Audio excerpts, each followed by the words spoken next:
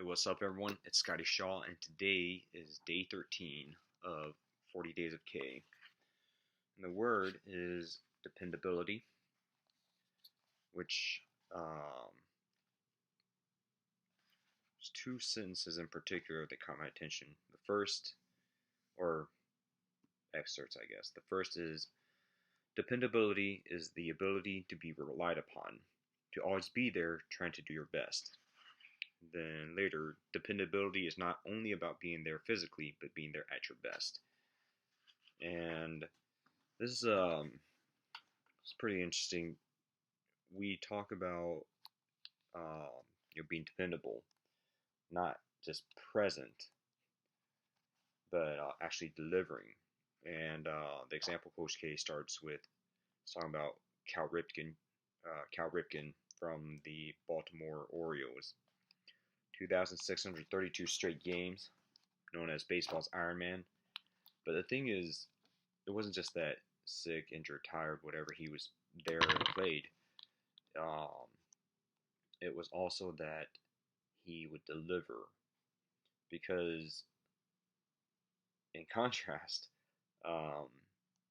there's a scene in South Park where Craig says about Butters, everyone's trying to remember, was Butters at this one thing? Craig says, Butters is one of those guys who you can never remember if he was there or not. Hey, wake up, you guys! Wake up, losers! What are you talking about? Where is Butters? He was with us at dinner. Wait, was he with us at dinner? Yeah, I think he was. Wait. Butters is one of those people who you can never remember if he was there or not. Butters clearly isn't as dependable. To be fair, the boys kind of do write him off all the time very quickly, but the fact is they don't view him as being dependable. And then Coach K gets a little more personal. He talks about his older brother, Bill Krzyzewski, being the Iron Man of the family. And he served in the Chicago Fire Department as a captain, and he served for 37 years, never missed a day of work. And Coach K said that, didn't matter how big the fire was, small, big, massive, he was going to be there, he's going to get it done, get the job done. So whenever Coach K visited, Bill's friends would pull him aside and say, hey, man, you're so lucky that he's your brother. He's always there for us. We would follow him everywhere, anywhere. And, Coach K talks about being brothers. Bill was always there for him. He would handle whatever situation Coach K was in. I guess when he was a kid, known as Mick at the time, apparently. And then, and his best friend, I think Joe Malinsky, went by Mo. There's other names, but yeah, basically Coach K talked about, him and his friend being, I think, Columbo was the name. And then Bill was 3.5 years older. He just, he had a different circle, but, his older brother Bill was always there to take care of him. And he just did it because he was an older brother. That's it. Loved Bill, or he loved Mike, or Coach K. So, yeah, he was just always there for him. And, for Coach K, dependability is about loyalty and commitment, about being someone on whom your teammates can count. You don't have to have a master's degree to teach dependability. You teach it by example. I learned it from Bill. So, again, it's very much a character thing. The 40 keywords for success. There's definitely a trend that it's not keywords for what to do, but who to be. The traits that help define your character, help create that mindset, the winner's mindset. So even if you don't have the skill set, you have that mindset of, I need to go and be a winner. I need to figure out how to keep moving forward, how to get better, how to build a team, how to lead. And from there, eventually, you have a team. You become greater than the sum of all parts. You become the fist that Coach K talks about, the 5 fingers. care, communication, collective responsibility, trust, and pride. 5 individually, but together you have a fist, just like 5 players on a basketball team. And dependability it's something that I thought about before. People talk about you need to be present, you need to at least show up to events, and it's not just about showing up. Some people, they can just show up and that's all they need to do. Some people, they need to show up and do something. And it reminds me of a story where Pablo Picasso once had, I think there was a couple that came up to him and asked him to draw them together or something like that. And, quick 30-second drawing, and they were just amazed, and he told them it would cost some money. And they said, but it only took you 30 seconds. He said, yeah, and it took me 30 years to be able to draw that in 30 seconds. So, Pablo Picasso, if he shows up at an art exhibit, then he doesn't need to do anything because he's already done the 30, 40, 50 years, so that when he shows up, that art exhibit has legitimacy. I think if someone were to show up like me,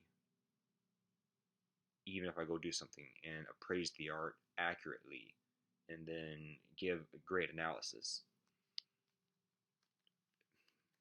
I still need to back it up somehow. I would still need someone of reputation to come and say, oh yeah, Scotty's actually right. Or at least, I need to, I do need to earn the approval of others who, they're the ones who can say he's right. Or maybe at least bring some food for the guests, stuff like that. And that's different kinds of dependability. Picasso's dependability would be he shows up and everyone knows it's legitimate because he decided to show up. My dependability would probably be closer to, I guess, Michael Scott showing up to Pam's art show. In contrast to Roy, who came first, I believe, and he kind of just glanced at it and then eventually said, "Your art is the prettiest art of all the art." And Pam knew he didn't get it, didn't bother trying.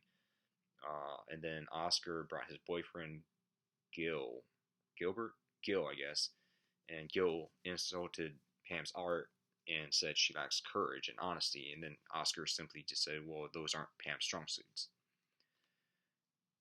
And it's interesting because the string of scenes with Pam's art show establishes, one, that Pam realizes no one cares about her art, and 2, it's because it's not good. But Michael Scott, he shows up, Pam Castle, sorry I'm late, had to race across town, and then he's stunned. Wow, he's amazed by her art, and then as opposed to the couple with Picasso, he gets confused, and I don't see a price. How much is it? And Pam's confused. Do you want to buy it? He says, "Well, yeah, we have to have it for the office." Pam Casso. Sorry I'm late. I had to race across town. Oh, Michael. Wow. You did these? Freehand? Yep. My God, these could be tracings. And I think it's just one of those scenes that really highlights how much Michael Scott cares about his employees. Of course, he's portrayed as generally being not dependable, but there are scenes that show he does care about his employees. He's bad at showing it. Theories are, because he's in front of a camera, just stuff like the way he grew up. But a lot of it is just, it really shows he cares. And that is part of being dependable, showing that you care. Coach K's brother did that. Cal Ripken Jr. showed that he cared about the game, the craft, his professionalism. And it's just one of those things where being dependable is it also depends on I would say it also depends on priorities, because some people aren't dependable because they're not available. It's not necessarily that they're unreliable as a person. It's just for you in that situation, they're not. Uh, you can say to them, "We win and we lose together," but that's not the team they've chosen to play for. Um, they're on the way out, or it's just not the right time.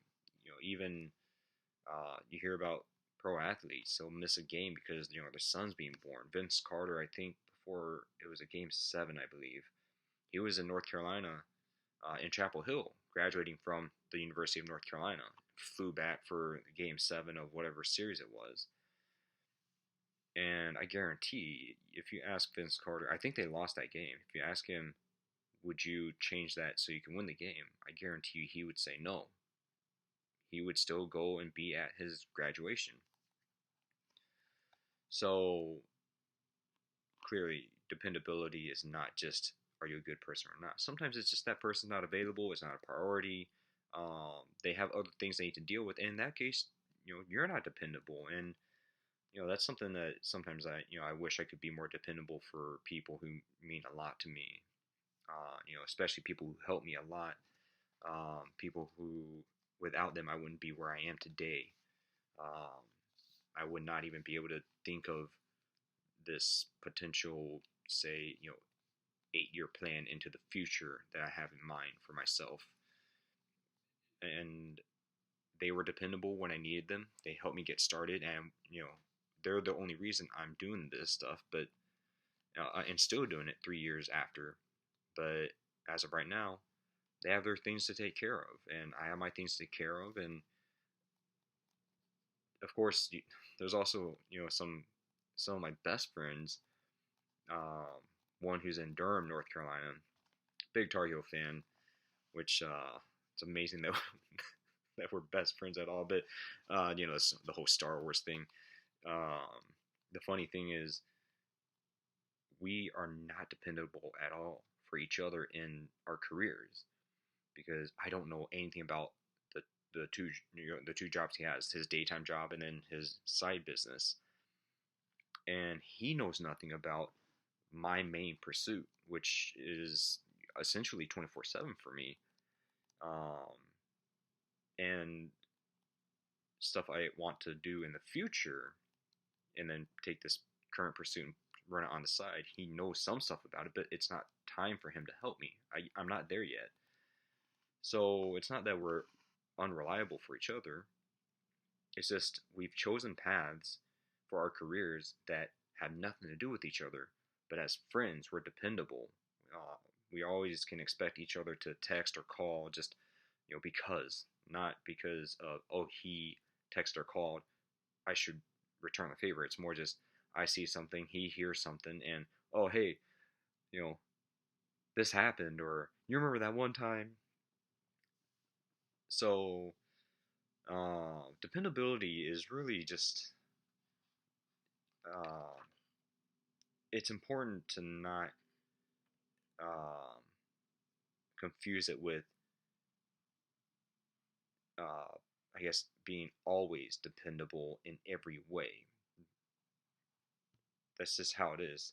Dependability is, there's a time and place for everything, and there's adaptability involved, where your plan must fit you and your team at that moment. Same with dependability. I think one of the hardest things for me growing up was learning that people are dependable in different ways, and not always the way I want. And I'm the same way. I'm sure there are a lot of people who, they feel like they need more from me emotionally, and I'm not always great at providing that. sure there are a lot of people that feel like they need more openness from me, and sometimes I don't notice that I've shut myself off because I'm busy thinking about work, or I'm just unaware, or maybe because I'm emotionally unavailable at times. Not that I want to be, just I tend to become very focused on my goals, with the idea that eventually I can reach a point where I can start being more available to others. And also, location plays a role. I'm very diminished as a person when I'm not able to interact in person. I just struggle communicating online in general, and it's just one of those things. In the right context, I'm much more dependable, um, but in other ways, I'm not. So one of the biggest things for me is learning first with other people to uh, be more accommodating of how dependable they can be at that moment for the purpose I'm seeking them for, or for the purpose I have in mind. While at the same time realizing and noticing when I can't be dependable. Is there some way I can help out? Should I help out? Maybe it's just they've reached a point where they're turning to me because I'm dependable as a person, as a friend, and what they need is just encouragement, or at least me saying, let me find someone to help out because I'm not the right person, or it's not the right time, but here's a better solution. Maybe what they really mean is I need help thinking, and that's something I can always provide. Because if there are two things that are very dependable for me in my life, coming from myself, I was incredibly fortunate to be born with these two things. One is I'm just, I have very rarely encountered a situation where I could not just think of a solution almost immediately. So, being blessed with this amazing brain has carried me so far despite having so little else in life. Growing up kind of poor, not having a lot of connections, and then especially in high school, very stagnant part of my life, but being able to keep moving forward, finding ways, using my brain to find solutions. And the other thing is my health. Uh, I noticed sometime in college, just about everyone has some kind of an allergy, a fruit allergy, um, skin disease, something they're born with. They can't handle lactose as well. Where I guess genetically, um, every human is lactose intolerant, but I have a much higher tolerance for that. But in stuff like I can't drink very well, and I don't really care anyways because I don't like the flavor of alcohol much, and it costs money to drink something that dehydrates me, so I have to pay more money to rehydrate. So just for me, the problems that I would have physically, biologically, they work for me anyways. And I have no food allergies. In high school, actually, sophomore year, I would break out in hives, and the doctor told me that's because my immune system was too strong. The explanation was involving histamines. Basically, my body was fighting off infections, but it was as though my body was bringing nukes to a fist fight, and so my body was breaking out in hives, um, to because everything with all the histamines and white blood cells or whatever, they were just gathered in one place, and that swelling was a way to dissipate all that. Um, but yeah, it was basically, he was saying your your problem is your body's, your health is that good, but as a result, when it fights off infections, it goes overboard, which that is a problem in itself. But for me, um, having such a dependable brain and consistent health, I don't have anything amazing. You know, I don't have an amazing wingspan, decent vertical, but it's not something I just naturally have. And 5'11", 5'10", probably, I guess. Going into college, I was 5'9". Coming out of college, 5'11". So it's just but I once I hit 5'9", my height was pretty stable. It didn't grow a lot after that, and not very quickly either. But the fact is, I don't have any natural born ailments, and that in itself is already amazing. So for me, I've been able to pursue so much in life and go for so many things because my brain and my health are highly dependable for me. Now, obviously, it's not very dependable if I'm trying to dunk, but uh, that's something where I was able to work hard, and eventually I can grab the rim. 36-inch vertical, in fact. But that doesn't mean my health or my brain weren't dependable. It just wasn't the right situation. Now, definitely when it comes to when it came to growing up at Duke and figuring stuff out, improving my GPA, not sleeping much, learning everything I could, just observing, experiencing, making mistakes. Yeah, I was able to hold up much better than most people on less sleep and still accomplish a lot. So it's not, it's something that if I can translate from that to realizing just because I can't dunk doesn't mean my health is not dependable. Well, just because here's someone who helped me get started and now they're not available to help me doesn't mean they're not dependable. It's just maybe it's the wrong timing. I'm doing something that they literally can't help with, or maybe they just don't want to be dependable. They're not interested. But whatever the case is, that's something I need to continue working on and realize that I'm not always dependable in the exact ways at the right times that people want. But that doesn't mean that when I can, and one of the fear is that where I'm not too hard on myself is like that. But then I can look at someone else and say, well, they're not helping out. What's going on? Well, same thing. They probably would like to help out. They just don't feel it's the right time, right place, right person. So, I will say this. It does sound like for Coach K, his older brother, rest in peace, it does sound like Bill Krzyzewski was dependable in every way as a person, as a brother, as a fire department chief, I'm not sure, captain, fire department captain. um, and yeah, it's just one of those things where at the end, Coach K writes, I have often told my brother, I could never be as good a brother to you as you have been to me. You are the guy I counted on and looked up to for my whole life.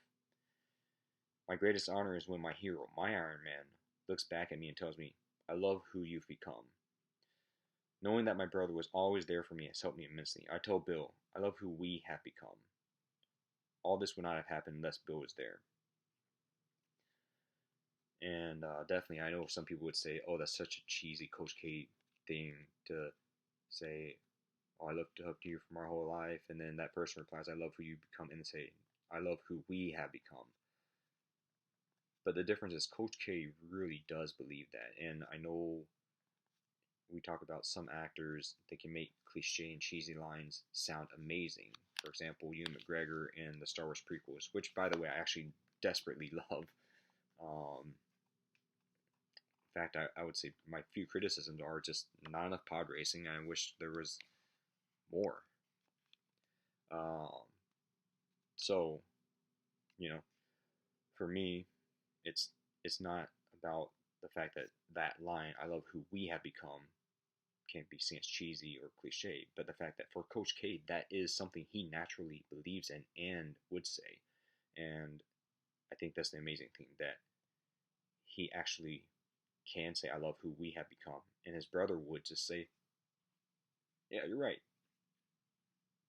And clearly, based on what Coach K is saying, it's because of his brother that he can say these cliche, cheesy things, and yet there's so much truth, care, and love behind it that it's just true. It's not cheesy at all.